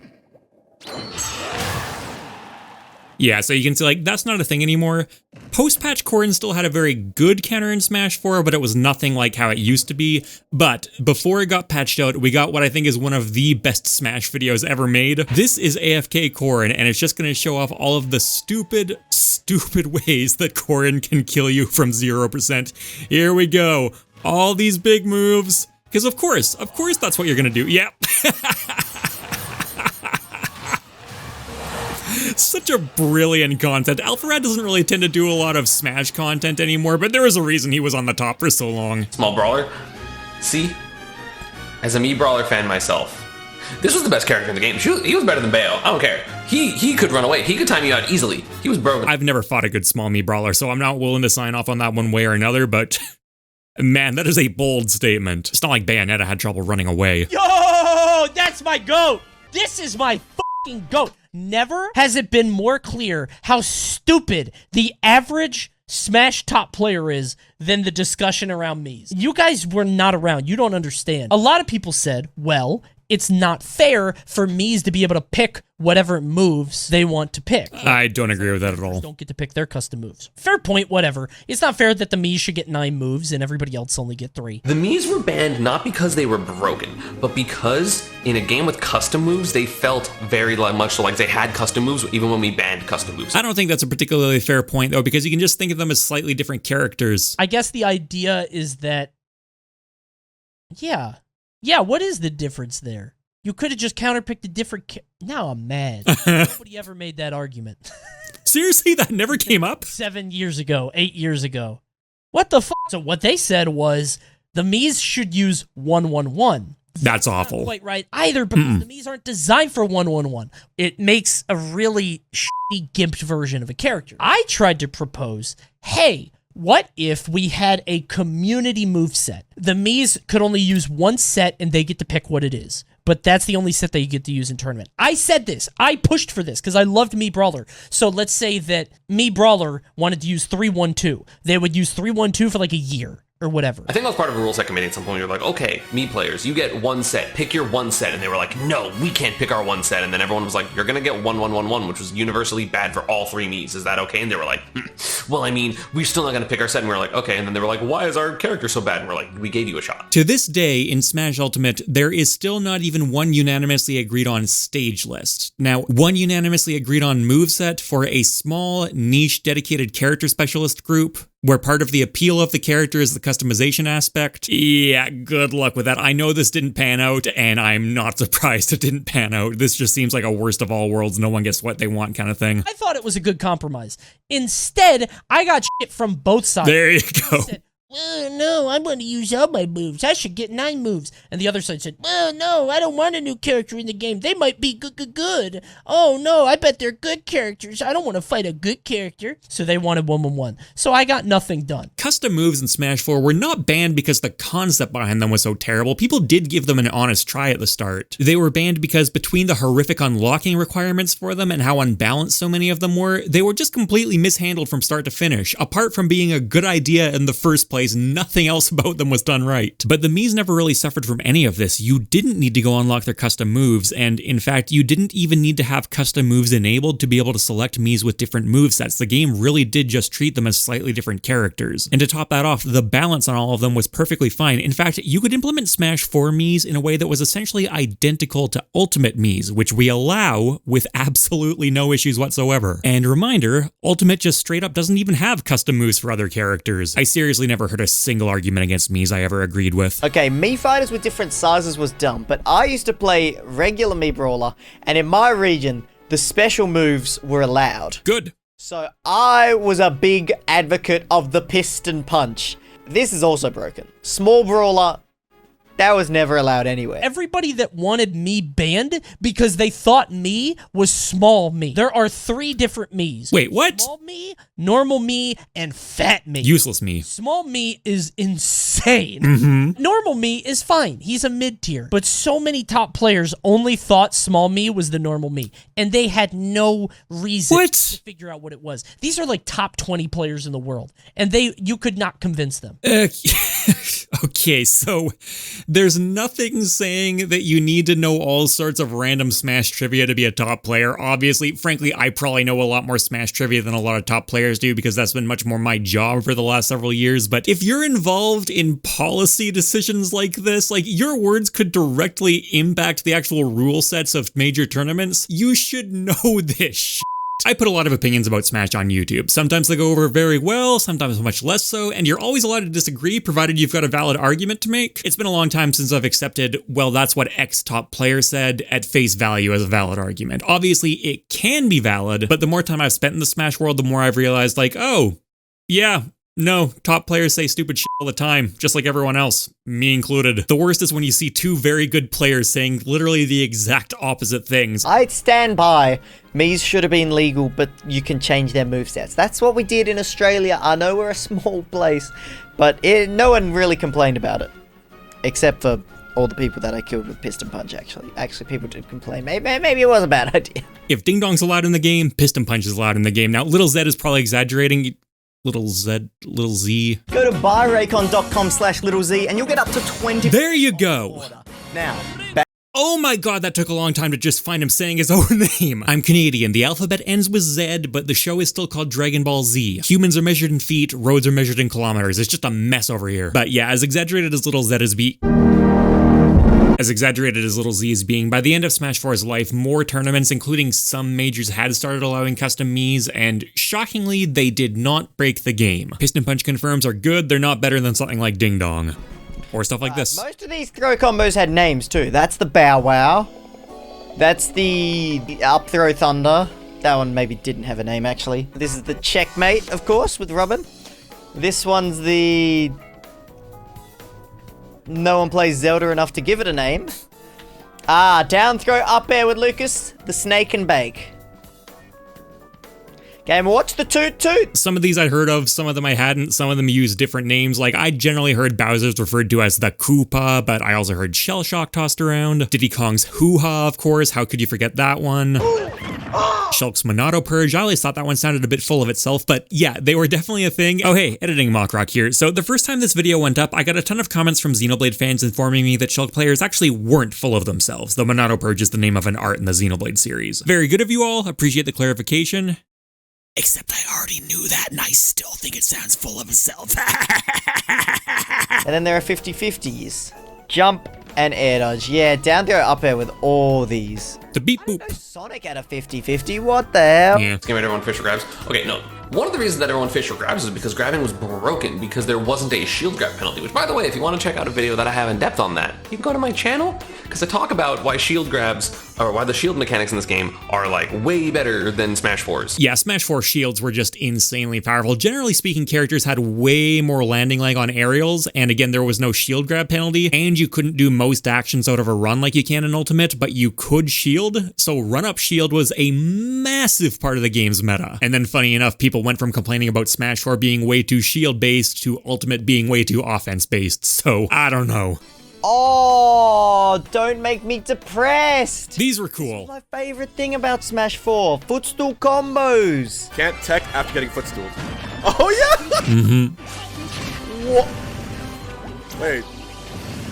Mewtwo footstool combos were cool. I liked Mewtwo footstool stuff. I remember Abadongo pulling that out for the first time. Like, Mewtwo was kind of a nothing character in Smash 4. You know, he got buffed, and there was some theory that he might be pretty good now, but no one had really proved it. Then Abadongo came along, and it was the very first tournament we were seeing that kind of high-level Mewtwo rep, and he was immediately pulling out the footstool disables, and the crowd just lost their minds. And he was considered top tier or borderline top tier ever since. I miss those days. Mewtwo was cool. Still is kind of cool, but you never see him, so it's hard to tell. Bro.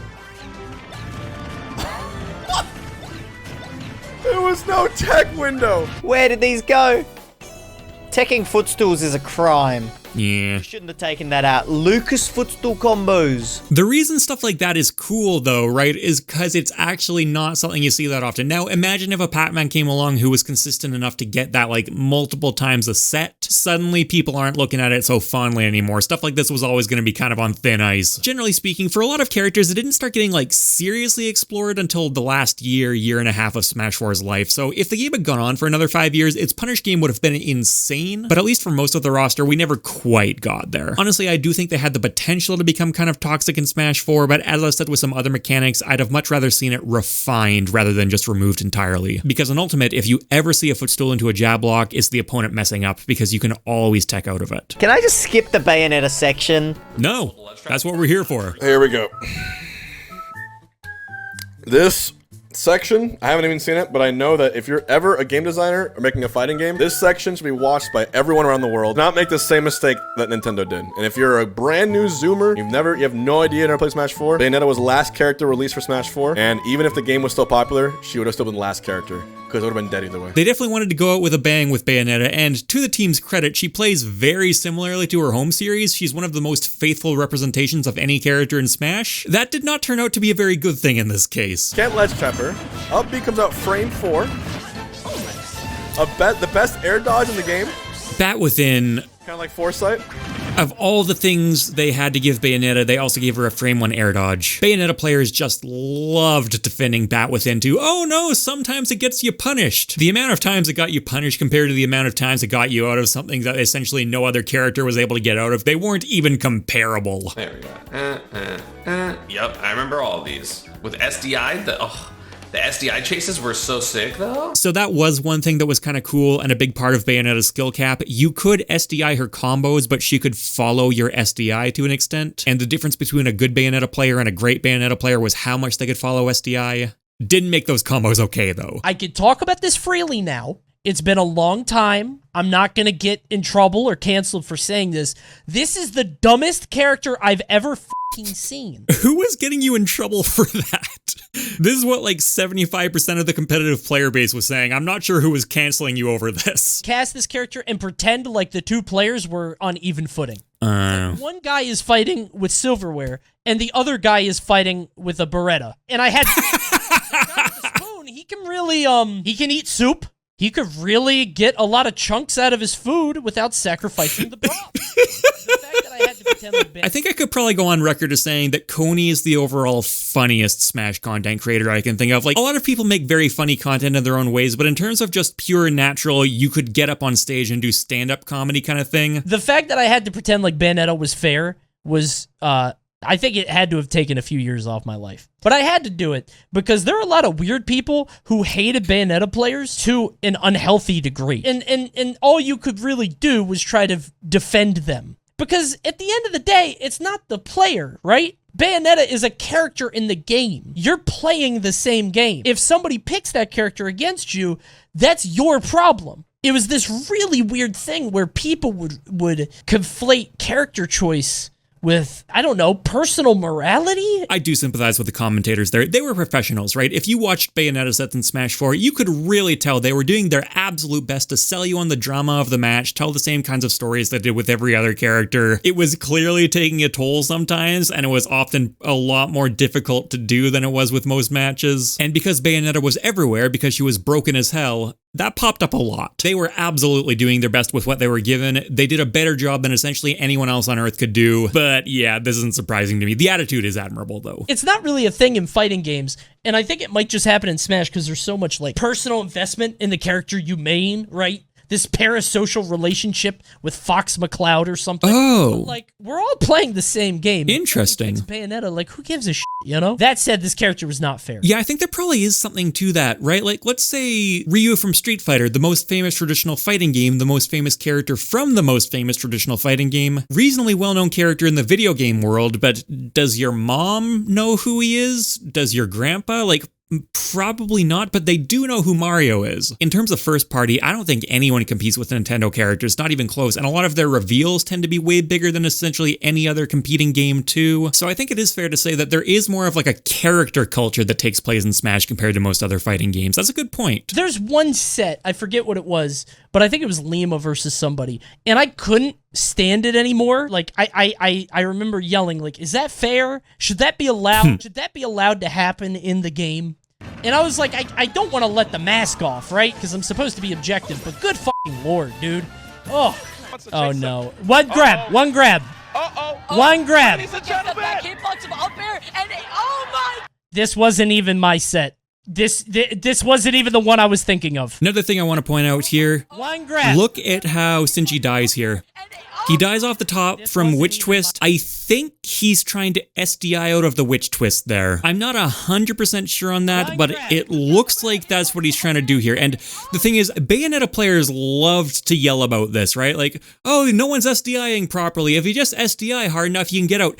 Ignoring the fact that you could literally break your controller just trying to escape basic bread and butter Bayo combos they could do with their eyes closed, SDI could actually get you killed as well. SDI interaction was like the one thing that made Bayo combos kind of interactive and kind of interesting, but even those had problems. Then there's Witch Time. On top of all that, 3 seconds. I didn't even think about this move.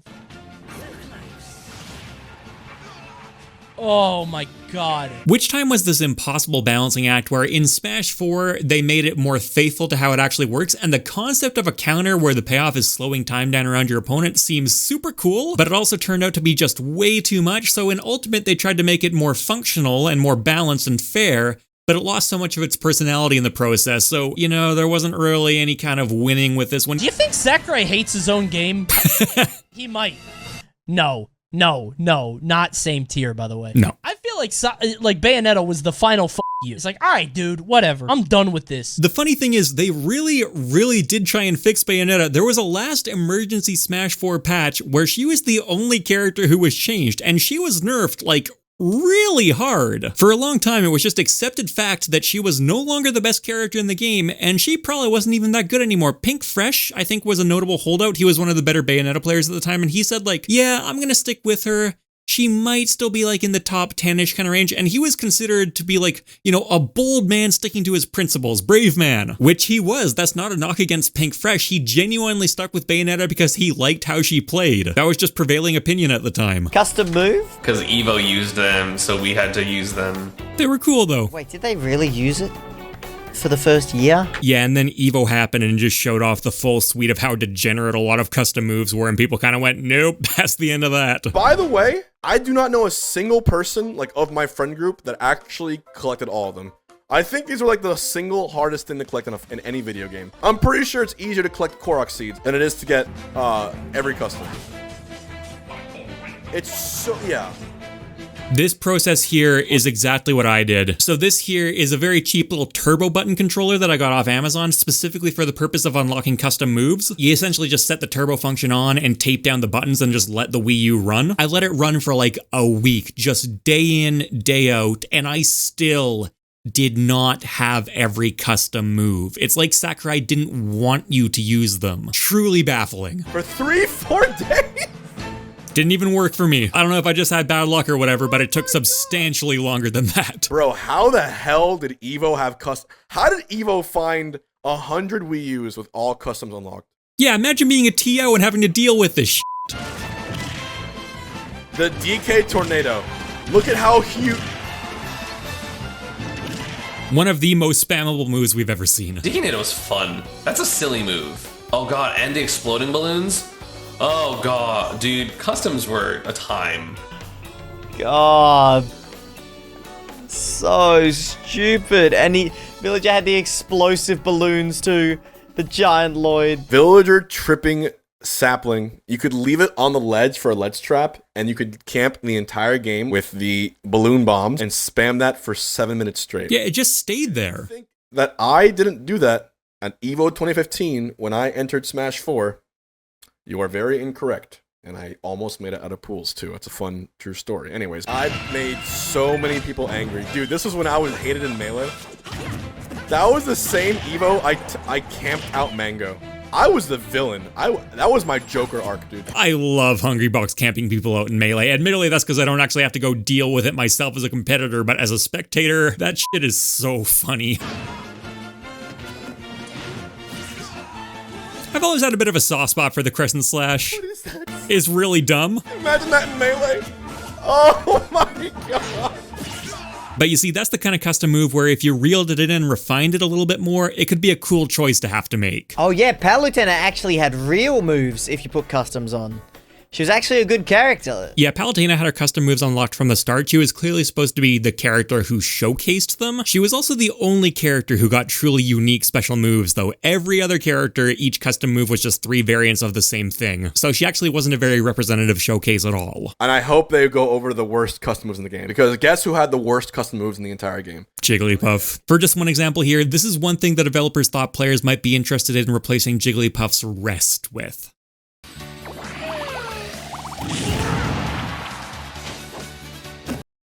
This is in the same game as Trip Seed. I really do wish the custom moves had worked out though. Like if they'd been handled better, I do think that would have been a really nice aspect of Smash 4 that hopefully could have even been carried forward into Ultimate. But again, you combine the just horrendous balance and how difficult they were to unlock, and the fact that DLC characters didn't even have them, the team just completely gave up on the idea. They were never going to stick around, and it's a shame. Because they could be used for some cool stuff. Bowser had Fire Breath that more represented the way he used to function in some of the older Mario games. Toon Link got the Hurricane Spin like he's had in his Zelda appearances. Before Lucas was re-added to Smash 4 as DLC, Ness got his special moves as custom moves so he could kind of carry the legacy of the character on. Mega Man got a lot of cool powers from his games. Ganondorf was made a significantly more viable character because he actually had a recovery. There was a lot of cool stuff that custom moves did, but they were in the same category as stuff like Trip Seed, Kong Cyclone, a whole bunch of up specials that were all designed exactly the same way. Okay, you take away most of the recovery utility, but just make them kill unreasonably early. At the very least, I do think that more custom moves should have been carried forward from Smash 4 into their ultimate movesets. I know, like, every day on every Smash stream or every tournament stream, people will complain about insert character here. I complain about Steve today for the better part of an hour.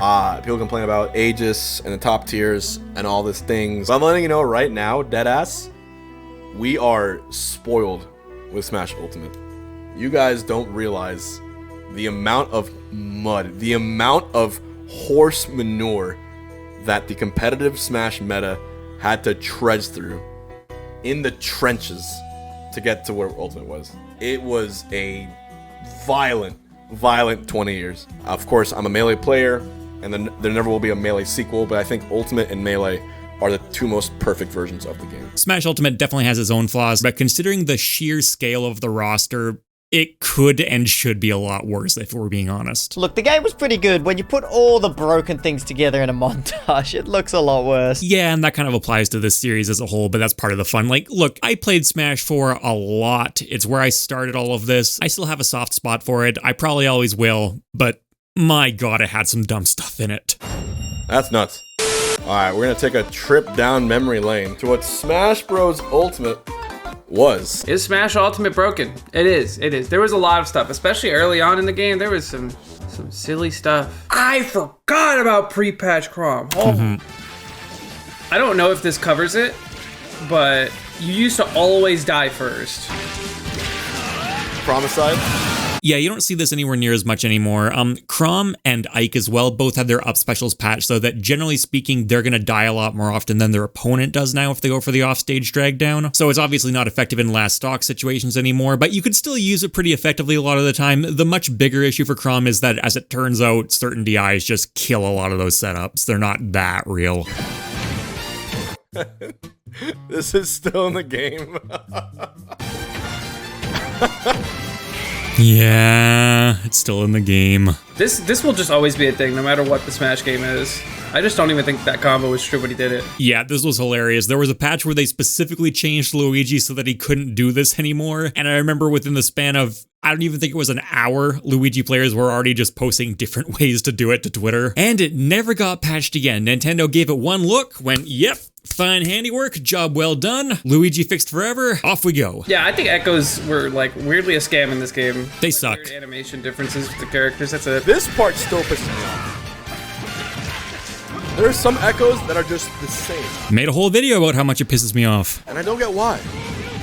Neither do I. These should have been patched over time, right? Like Ultimate's balance patches. How hard would it have been to throw in like, oh, Peach gets a little bit more use out of her float. Daisy gets some slightly stronger normals. Like, come on, man. Richter's forward tilt gets a little leggier, but his uppercut goes a little further. Like, this was not hard to do. They were simple little number tweaks. Peach and Daisy started the game differently. Their turnips had different properties, and then they patched it out because it turned out to be a mistake. To this day, Echo Fighters are still one of the weirdest parts of Ultimate to me. Like, I can kind of understand launching like that, maybe not really, especially because you gave them like featured focus in trailers and stuff like that, but the fact they managed to get through a 3-year patch cycle without being improved or differentiated from their source characters at all is just strange. And I'm pretty sure Peach and Daisy are literally the exact same. Nowadays, yep. No, sorry, technically that's not completely true.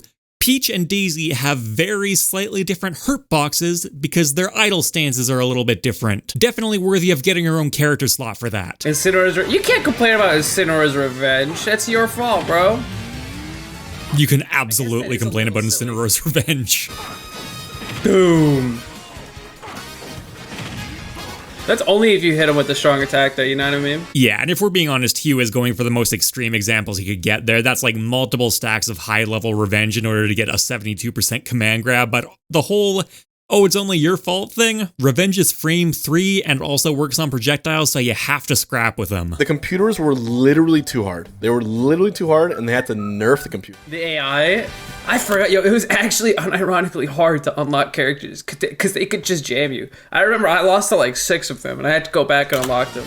I wish they kept it hard, though, because that was funny. I kind of do, too. Yeah, it was definitely a meme, dude. I forgot. For people who weren't playing Ultimate right away, like, Mars is not exaggerating. The AI was stupid earlier on. If you already knew how to play the game, it was honestly the most fun I've ever had unlocking characters, but if you're like a TO who's trying to get a whole bunch of setups created for tournaments, or the more realistic use case, you're a new player, the Switch is one of the best-selling consoles of all time, so this is your first Nintendo console, this is your first crack at Super Smash Bros., and you run into those things, like 10% chance you're returning the thing. I'm just picturing crowds of crying children running to their parents, and the parents can't beat them either. What is this? Oh, I forgot about this, yeah. This is fun. Here he comes! I didn't even know about this. Woo! Wee! I never knew that was a thing. It wasn't that impactful, but it was, you know, it was pretty cool. I liked it. Press 2 if you had no idea. Bro, I had no idea that was a thing. They should have left that in the game. No, wait, what am I saying? No. It's funny. Asking you, wait, is this the one? I asked YouTubers what they thought. Oh, I'm in this. Yeah, I do remember talking to Heeew about Ike's Nair, but it had been so long since I've had to connect these dots, so I haven't had a huge amount of time with the game so far because of exams. It took me 3 months after Ultimate came out for me to be able to publish a video. I was just getting buried under schoolwork at the time, and that was just such a gold rush era for content creators. It wouldn't actually affect performance anymore nowadays, but my sub count, I promise you, would be significantly higher if I hadn't been in school at the time. In any case, unironically, so far I'd say Ike's Nair. It's not on a broken character, but that move is not okay, and I love it if you give it to a fast character to break the game. Still stand by all of that. Ike's Nair nowadays is still a really good move, but I'm talking about pre-patch Ike's Nair. Look, it sends you nowhere. Oh, Ike's Nair? Whoo! That bad boy was broke. Bring it back. Honestly, don't bring it back. I'm happy what they did with Ike. They took away some of the kill power from his Nair. They left the back hit, but they made the front hit way worse as a combo tool. Like, technically it still has some confirms, but the window's way smaller. But in return, they buffed stuff like his Ether. That one got a massive power boost, and his dash attack. So Ike is actually a way more well-rounded character now. I'm okay with the direction they took him in. Because pre-patch Ike was just Nair the character. There's always some amount of exaggeration that goes on with a statement like that, but I think Ultimate Ike is like as close as we've ever come to a literal one-button character. It was a bit unhealthy. Oh no, not this. This is less of an issue than people made it out to be. That was like one of those things where people were from Smash 4. People were more focused on looking exactly at what the character was doing, but now you just need a general idea of what characters are going to do because things are unreactable as it is. All of those are completely valid points, but Inkling's dash dance still annoys the hell out of me. Inkling Roller. I swear I can break my controller and still not be out of Inkling Roller. I swear to you. So, you know, I've kind of changed my mentality on this move. Nowadays, I just kind of think of it as getting hit by a kill move because a lot of the time, fundamentally, that's just what they're doing anyways. It's obnoxious, but people did learn how to play around it a lot better. Man, people really did used to think that Inkling was a very, very good character. That's just basically not a thing anymore, even though they didn't really get nerfed. They just actually got buffed over time. The only significant nerf they took was to roller berry time, but even then, that wasn't actually a nerf, it was a trade-off. At low percents, you couldn't get the same combos out of it because you could mash out faster, but at high percents, it actually became more reliable. Pichu F in the chat, dude. The biggest single nerf to a character. Yeah, they murdered this thing. Oh, Pichu F-Till! Skill! Removed one of the best moves in the entire game. Would you believe me if I told you that on the very next frame of the game, this forward tilt is going to hit Luigi? Because this forward tilt hits Luigi. Jesus Christ. It was so good, and I also just love how it doesn't match the animation at all. Like, Pichu, it's so casual. It's like, and then it just absolutely dumpsters you. Me neither, Void. They balanced the hell out of this game. Even like the early patches were so much more well-balanced and so many iterations of Smash. I would honestly say that 1.0 Ultimate was substantially better balanced than Smash 4 was after all the patches, which, considering how much larger the roster was, is pretty impressive. I think they could have gone further with the patches, particularly in terms of buffing weaker characters, but overall, I didn't hate what they did here. The fact that we actually got proper patch notes, or at least somewhat proper patch notes this time, was a godsend compared to Smash 4, when every time it was patch day, you would literally just have hordes of people going into the lab and trying to figure out what the hell Nintendo did. I think what I'm particularly happy about in most cases with Ultimate is the nerfs, though. Generally speaking, they managed to bring characters more in line without completely butchering them. That's not a universal thing. Pichu was probably hit too hard. Olimar's Hurtbox was changed to stick out from his shield. That was a huge oversight, but generally speaking, I thought they were done pretty well. It would always be stuff like, oh no, Wario lost a few frames off his up tilt, he's unplayable now, then Wario goes and wins a major. Oh no, Palutena's forward air and grab went down a bit, I don't think she's a top tier anymore, Palutena's absolutely still a top tier. Lots of that kind of stuff, more just like shaving things off the top rather than completely ruining the characters. Pichu and Olimar are the only ones I can think of that got hit like really, really hard, and then Olimar, frankly, is still okay, and he doesn't need to be great. I think having Olimar as a candidate for the best character in the game was not particularly healthy, and Pichu, he actually got a decent amount of stuff added back to him afterwards. They never fixed the Pit's hitboxes though. You knew it was coming, let's just rip the band-aid off. Peach combos! Yeah, for people who don't know, there's a difference in damage between short hop aerials and full hop aerials. But when you float cancel with Peach, you get the full hop damage. That's silly. That's ridiculous. Because they would just full hop, you know? Yeah, it doesn't really make sense. Like 100. Seems like an exploit. But they're hard to use. Only like Mutation and a few others can do it. I'm honestly not quite sure what to make of Peach nowadays. Like, she doesn't get those kinds of ridiculous setups in bracket constantly. That was predictable. We've seen these kinds of 0 to deaths in training mode fall apart since the dawn of time, but they really don't seem to materialize essentially at all. And a lot of the meta is like sword fighter characters, and she's pretty stubby. I don't know, on paper it seems like she's still got a lot of absolutely insane tools. Float is better than some characters, turn-ups are better than some characters. That combo game is still ridiculous, but we're just not quite seeing it all come to the surface yet. Still some Icy's jank, unblockables. When Icy's pull anything off in this game, it's wow. Can you imagine that happening in tournament? Stuff like this does happen in tournament from time to time, and whatever else you want to say about the Ice Climbers, this is cool. This is not wobbling, this is not simple handoffs, there's some genuine creativity and skill involved in these. Until they start getting too consistent, then suddenly they're lame as hell again. They're evolving. Nah, these characters are never gonna be broken. Until someone finds a way to kill you at 0 off a side B. The whole Ice Climbers Infinite route hasn't really panned out for them. They can still do some silly stuff, but I feel like at this point, we can kind of say they're probably not going to be amazing, but they're also so complicated that it wouldn't really shock me if someone broke them at some point. Ivysaur got nerfed to the ground too. Deserved, mind you. Yo, I remember when this happened, Tweak was so upset about how Ivysaur is not even good and they shouldn't have nerfed them. What? Good or bad? That's brain dead. Look, boom, didn't hit him. Boof. And done for similar design principles as Ike, where it's like, okay, here's their stupid brain dead option, and we're going to tone this down, and we're going to bring some other stuff up in return. In this case, largely Charizard. Charizard became a real character. It was all Sweet Spot. Sour Spot didn't exist. Boom. That's Sweet Spot, dog. Do you see how far away that was? I want to say I'm not shocked by this because I do remember how ridiculous old Ivysaur Danner used to be, but like, what the hell? He didn't even snap ledge yet. That wasn't even a 2-frame. He just hit him. He had all the time in the world.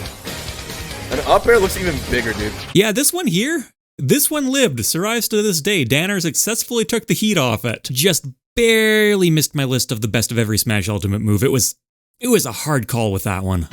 Oh, you can hang it off the ledge. That's so scary.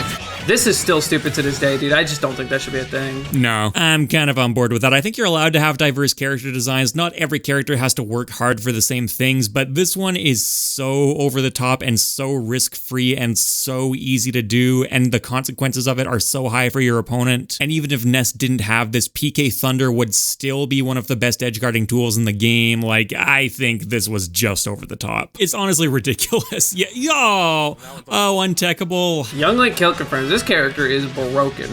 Down tilt. There it is.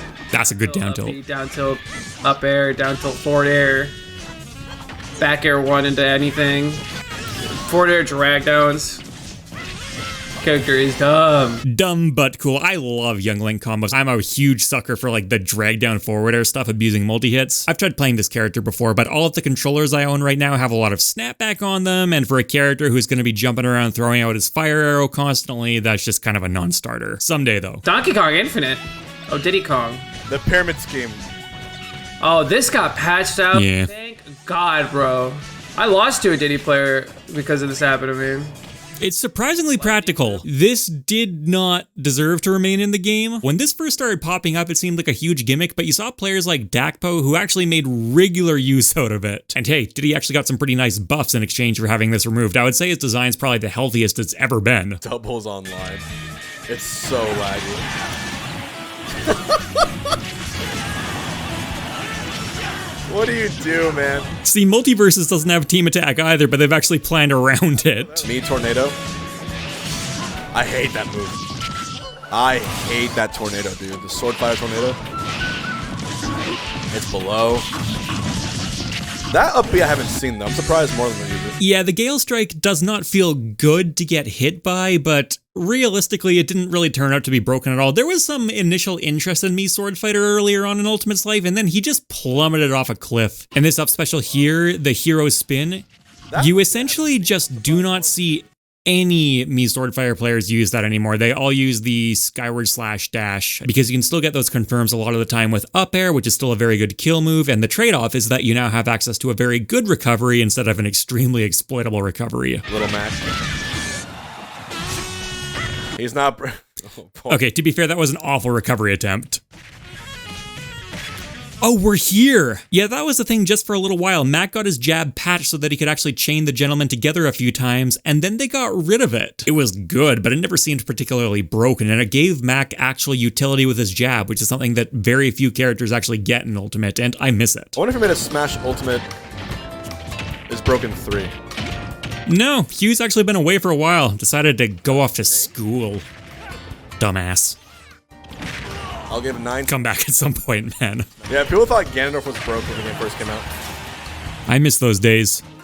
I was optimistic I was going to be a Ganon main. Yeah, Ultimate's broken. It's the cheesiest Smash game. All the little cringe lords are becoming good because they're using their baby characters and outplaying people. Outplaying people get real. And Yeah, take me back. Take me back to the days of ZSS not being nerfed. Nah, I think we're good there. In terms of Ultimate being the cheesiest Smash game, I don't quite agree with that. Let me put it this way. There are a few characters in Ultimate, I think you can probably guess which ones, which are really cheesy by the standards of really any of the Smash games, but I think the average Smash Ultimate character is significantly less cheesy than the average, say, Smash 4 character is. So I can kind of see where he's coming from there, although with Mars, it's always hard to tell how serious he's being. Good enough for me, coming up on 4 years old, and I think it's still going pretty strong. Thanks for watching, everyone. This was a fun format for me to do. What did you think? There's also been plenty of content from the original videos that I cut out, so remember to check them out as well if you liked what you saw. Liking and commenting helps this video grow in YouTube's algorithm, so much appreciated, and patrons, YouTube members, and Twitch subs get perks like early videos and Discord access. Later, people.